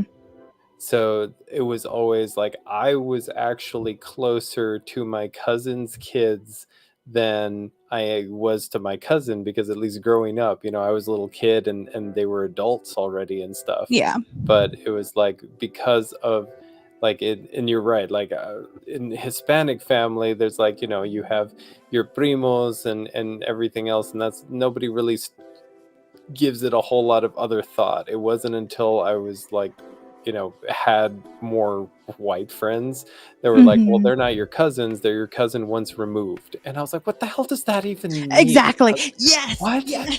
I learned that when I went to school. I was like, what is this concept? Once removed? What? Yes. That doesn't even sound like a real thing. You guys are weird. Yeah.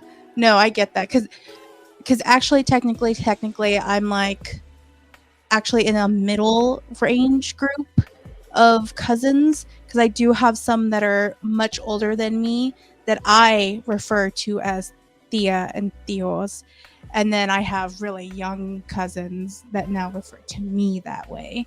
And so because we kind of had like group births. Yeah, and I'm like, there's no way that I'm going to like refer to people by titles that like, I need to have like 5 words as part of their title to address how they're related to me. It's like, no, that's just not happening. Yeah. Let's see. So I just realized I need a character profile for Desiree's niece and a sister and a brother-in-law. They celebrate Desi's niece's birthday in this book, so they may need one. Yeah, I mean, unless they're not going to be too big of a character, or like you don't need to go too deep in who they are, you wouldn't need to necessarily have like a whole profile. Every character that if they're going to have more than like 2 lines of dialogue, profile. That is also fair.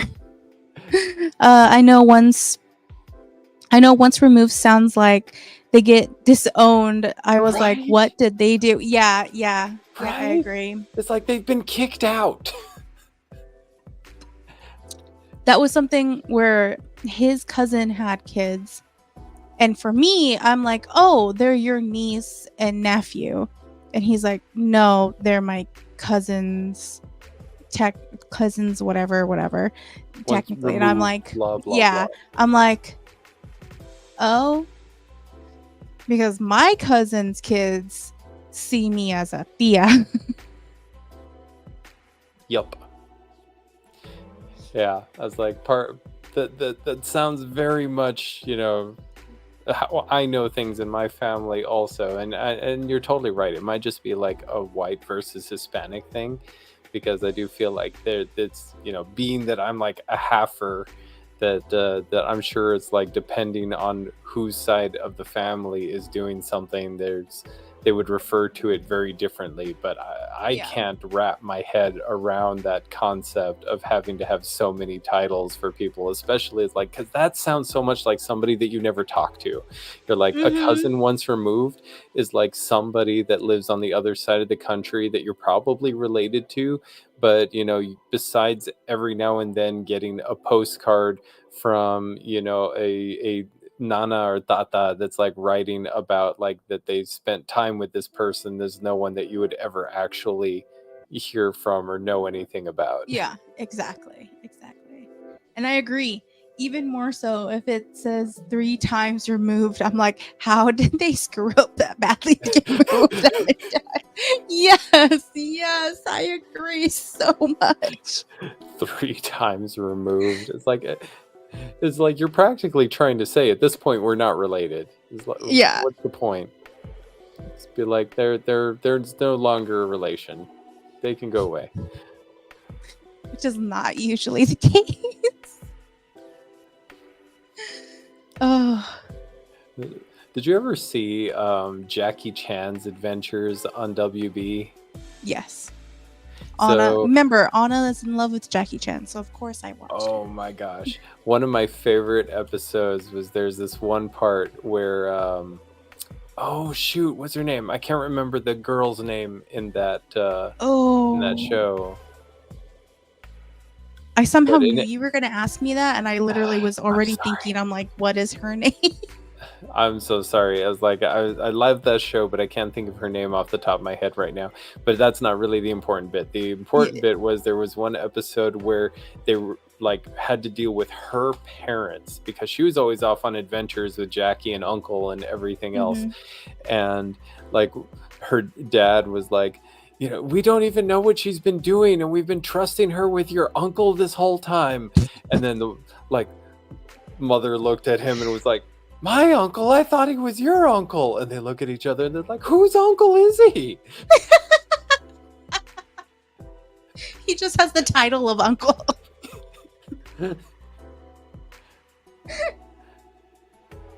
Oh my gosh, I have family that's like that too. He's just uncle. Exactly. For me, it's either cousin, distant cousin, or very distant cousin. Now it sounds like The Sims. They've grown distant. Yeah, I literally have it when my I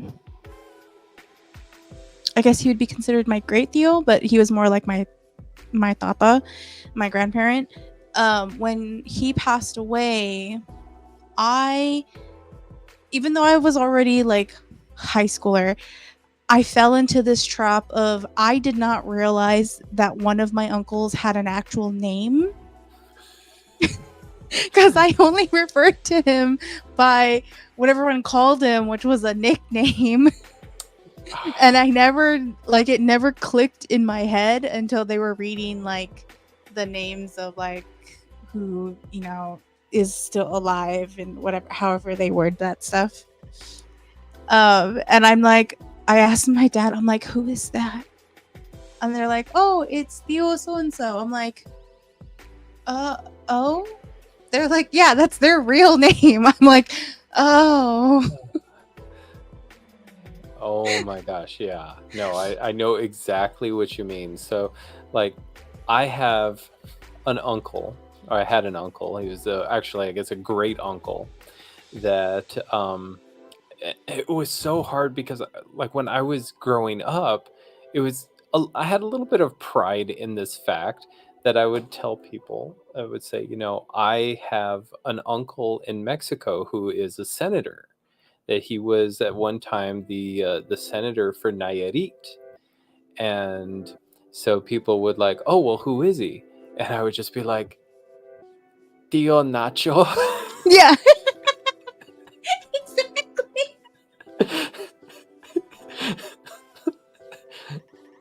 Yes. And I was like, I had no idea what his actual. I mean, I know his last name was Gonzalez because our whole family was Gonzalez, but I had no idea what his actual first name was because everybody always just called him Tio Nacho. Yep. Yeah. My husband really doesn't love nicknames. So, especially nicknames that like don't make sense. And the amount of times he's asked me, so what is their actual name? And I've been like, I have no idea. They're just this. And I have to go ask my mom or my dad. And I'm like, I have no idea. Has They've there ever just been a been this time my that whole they time. would answer you and be like, "Oh, mija, I have no idea." No, no. Usually one of them knows. So I feel like that would be hilarious. Feel like, "Huh?" That would be hilarious, but no. But I don't They feel know bad everyone. because Okay. my dad had that same situation happen with a tío that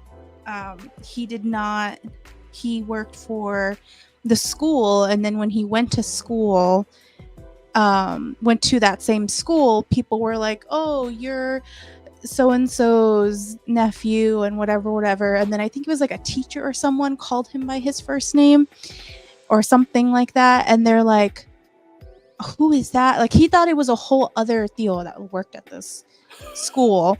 And then he asked somebody, I don't remember who it was, but he asked somebody, and they're like, oh no, yeah, that's tío so and so. And he's like, huh? That's Tío Chippin. Yeah. And they were like, yeah, that's Oh. just his real name. And he's like, oh. He has a real name? Yeah. What? And that was like also again in high school, and I'm like, I feel like in high school you should really realize that these are fake names, but when you're just so used to it, like it doesn't click in your head that like, oh yeah, that is definitely not an appropriate real name. I mean, you also never really know. There's a lot of names that mean different things in other cultures. Like even when I was a little kid, it took me forever to realize that Jesus and Jesus was the same name. Oh, that also took me a long time too. Like, because I had plenty of kids that I grew up with that their name was Jesus. And then suddenly it was like the first time I ever saw how they spelled their name, I was like, why is Jesus on our attendance thing here? And they're like, oh no, that's Jesus. And I was like, what? Yeah. Yep.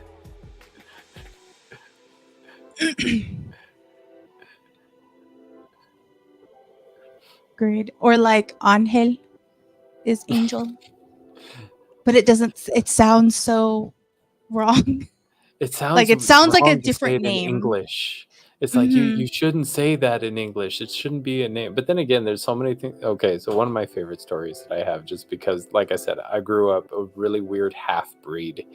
I love hazelnut. I just saw that right now, the corner of my eye. And say, I don't know. There might be someone out there with the real name of Nacho. You know what? Who That's knows? a possibility. But like my weird upbringing, being that I had one parent who's Hispanic and another parent who's white. I had a lot of health issues when I was a little kid, and since I grew up in a small little town of Douglas, that there wasn't really a lot of medical care, we always had to my mom was the one that normally had to drive me to Sierra Vista to actually see a real doctor up there. I shouldn't say real doctor. There was a real doctor in Douglas, but not a specialist. Yeah. So the specialist doctor was in Sierra Vista. And my mom was not good with directions, so she would always talk out loud how to get to where we were going. So I would always hear her as a little kid. Every time we were going there, she'd be like, left on calle Portal, left on calle Portal, left on calle Portal. And so then there was one time she couldn't get off of work, and my dad was the one that had to actually drive me up to Sierra Vista for this doctor's appointment. And he was like, where the heck is this doctor of yours? And I was like, oh, I know this one. It's left on calle Portal. And my dad looked at me and went, the hell? Do you mean Cali Portal? I remember you telling me this. And I was like a little 6-year-old kid going, I don't know. Talk about language barrier.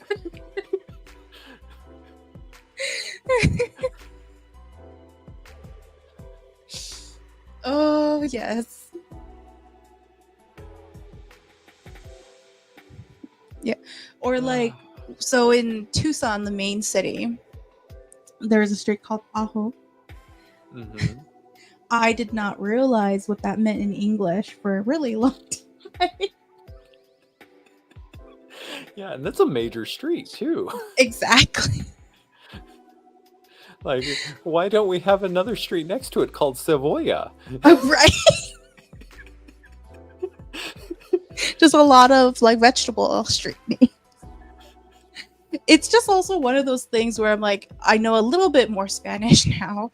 Again, not enough to like speak to somebody, but when I see things or see people's names, and I'm just like, why would you name your child this? Because in English, it would sound weird to name your child like Star or Moon, something like that. Like it would be really, Yeah. really weird. But in Spanish, it's so common to It do sounds things like so that. Or when white elegant people in want to sound Spanish, cool. too. It's like, when you have somebody named Exactly. Estrella, and you're just like, oh, how pretty. Yeah. Other things like Esperanza, hope. I've known someone who had hope as their English name. Like those make sense. But like Sure. when people name their child Azul, I'm like, blue? You're naming them blue? When I this was is not a dog. This is a person. one of the funniest things that I didn't think about until it really like struck me what their name was in English is I remember one time I got my ass got chewed out and I was screamed at and yelled at. Like, obviously this person was having a really bad day, but it was just like ones that like I like stopped to think about that their name was Paciencia. Be like, I just got my ass chewed out and screamed at by someone named Patience. Why is that a name?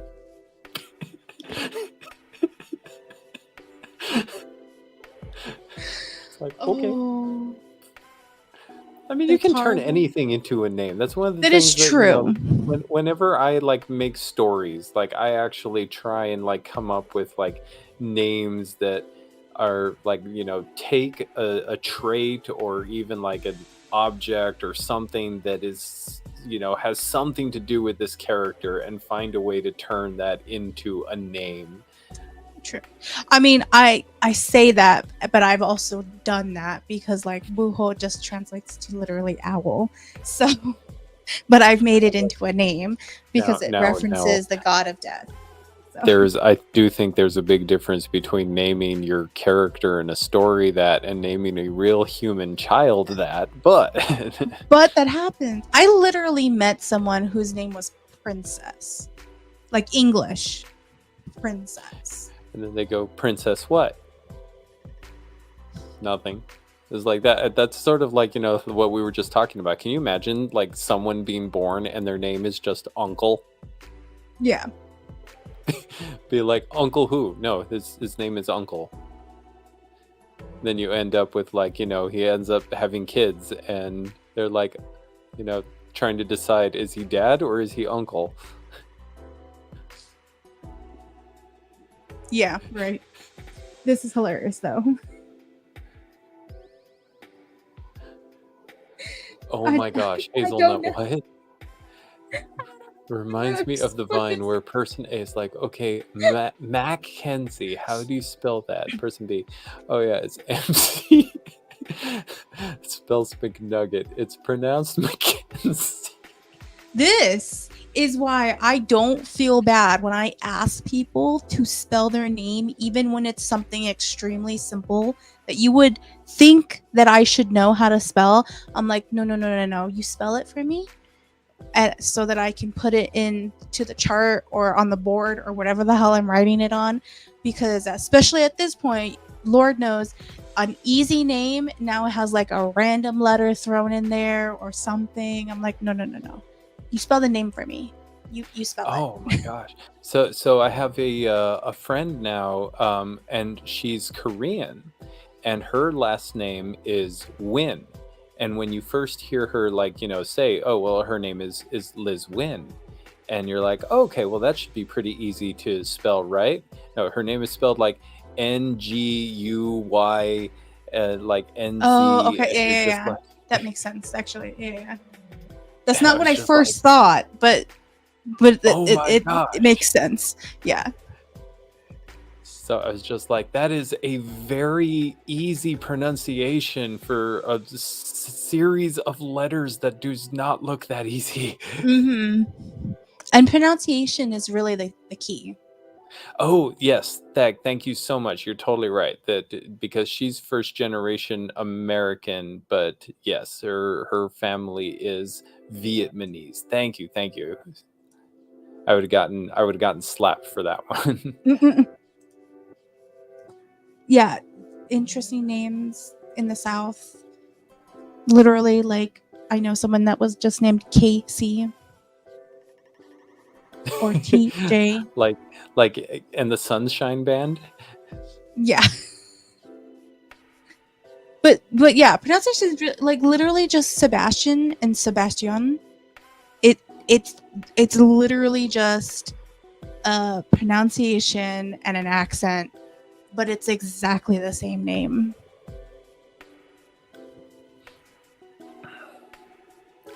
Yeah, makes it even harder. I do remember being in school, and I was given the task of like reading out people's awards one time. And I don't remember the name exactly, but I remember a teacher pulled me aside and was like, this name is Italian, so it's pronounced like this. And she like really made me like, memorize how to pronounce this name. And then when we were actually like calling everybody up for their awards, the teacher ran back up to me and was like, okay, I spoke to him and he pronounces it like the most white way possible. So forget everything I told you. Yeah. And then some things just don't make sense. Like, not that I'm going to say my birth name, but literally my birth name is so weird. And there's so many people that cannot pronounce it because it's so unconventional that even though we assume that it's Hispanic or Spanish of some form, I have literally had Spanish teachers struggle to say my name. So without like, I don't want to give anything away, but I feel like there's a lot of strong like Hispanic but not Spanish in there. Like there's like native influences going on Maybe. in that, which is what I think makes it really hard for Spanish speakers. That I think there's an influence that comes from a non-Spanish Hispanic language. There could be. Who knows? Because I don't know where my name comes from. No one knows. It's a great mystery between me and the lady that I'm named after.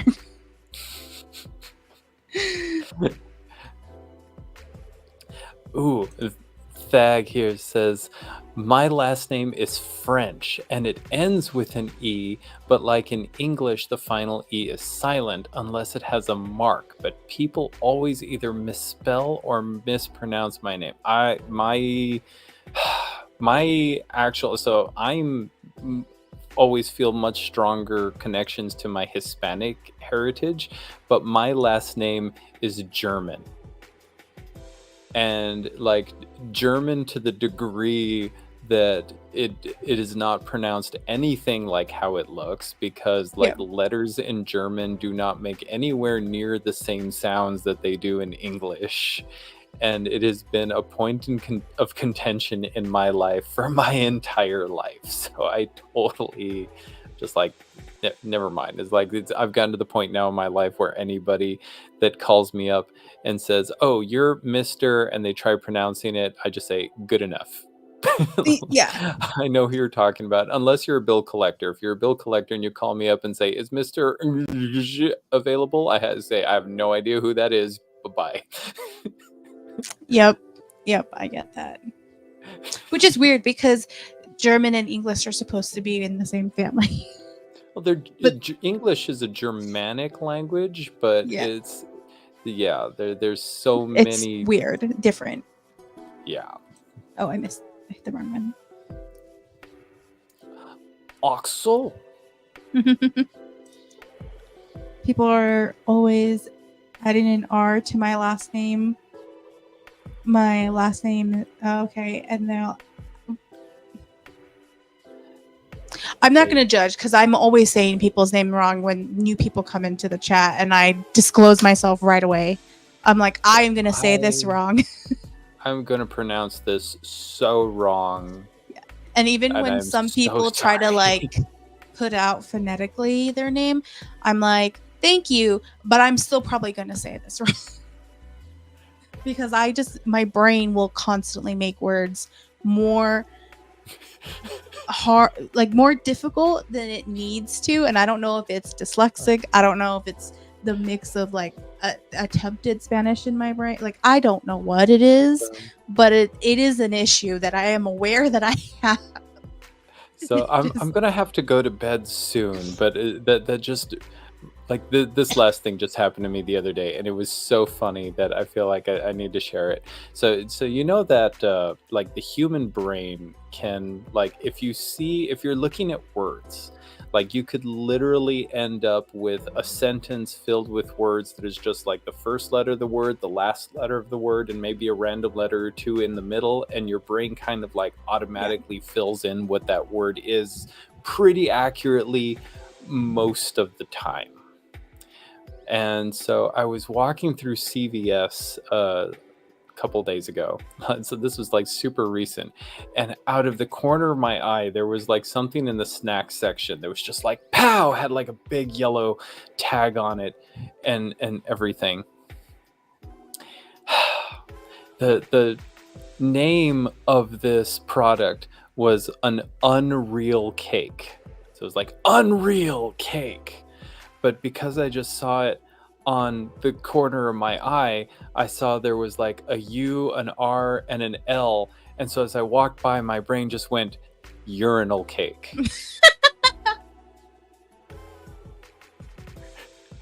And I had to I walked like almost down the aisle, had to stop. Go back. And go, wait, I'm in the food aisle. What? Oh my god.